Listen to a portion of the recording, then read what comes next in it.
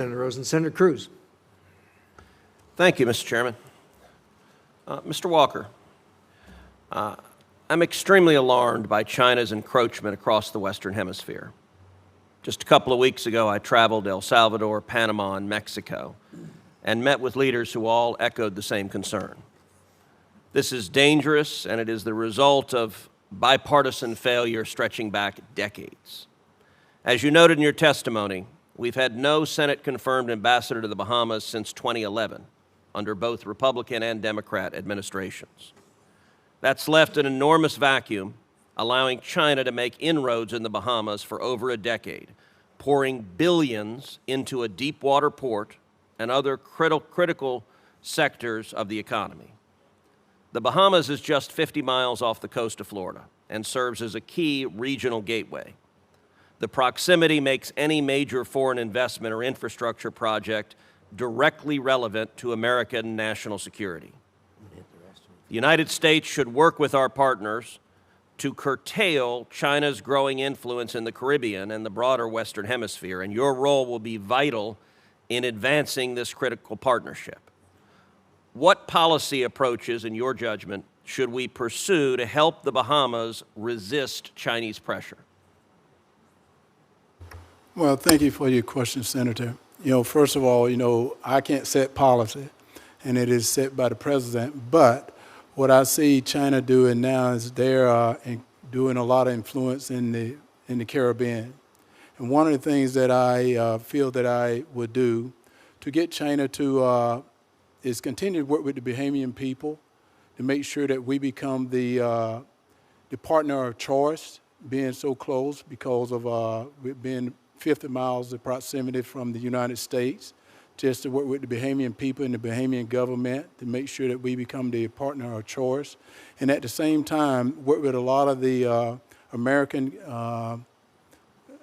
companies to come to the Bahamas to see the key investments that they can make down in the Bahamas to combat against China, because I think they're coming down with a lot of money. And so if we can get other American companies to come down to invest as well in the Bahamas, that'll be a starting point. Fully agree. Thank you. Mr. Gore, congratulations. Good to see you. You and I go back a long, long time. Indeed, just the other day, we were laughing at 13 years ago when a former colleague of ours, John McCain, labeled your then boss, Rand Paul, and Michael Lee and me collectively wacko birds. And as you know, although I couldn't find it, I have a baseball cap in my office given to me by a grassroots supporter with Daffy Duck labeled wacko bird. And I remain a proud wacko bird. I feel pretty confident Senator Lee and Senator Paul do as well. You're going to be terrific in India. India, as you know, is quite literally on the front line against Chinese expansion. The U.S. and India are both acutely threatened by Chinese expansionism. President Trump and Modi undeniably respect each other and have signaled again and again that the United States and India are natural allies.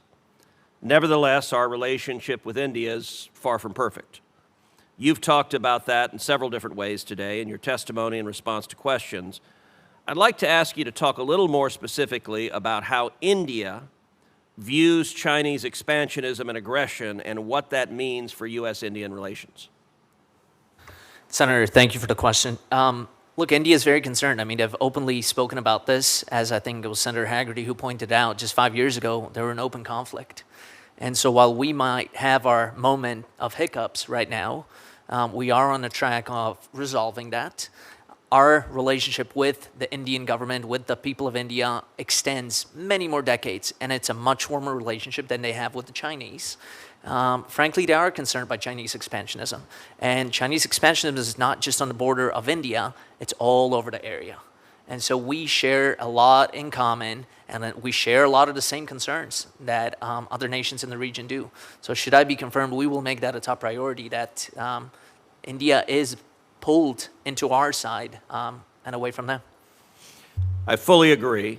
Another area that remains under-discussed is cooperation with India, specifically on energy. India has the world's largest population, a booming economy, and it's on track to become the world's largest economy in future years. President Trump is committed to American energy dominance, and obviously my home state of Texas is a powerhouse when it comes to energy. Talk a little bit about the possibilities for U.S.-India energy cooperation. Look, possibilities are endless, Senator, as you pointed out. We fully intend in these trade talks that are ongoing right now to open the markets to crude oil, petroleum products, liquefied natural gas. You're talking about a population of 1.4 billion individuals there.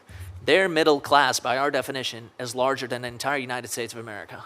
And so we have countless possibilities to expand into those markets, and we fully intend to do that. Excellent. Thank you, Senator.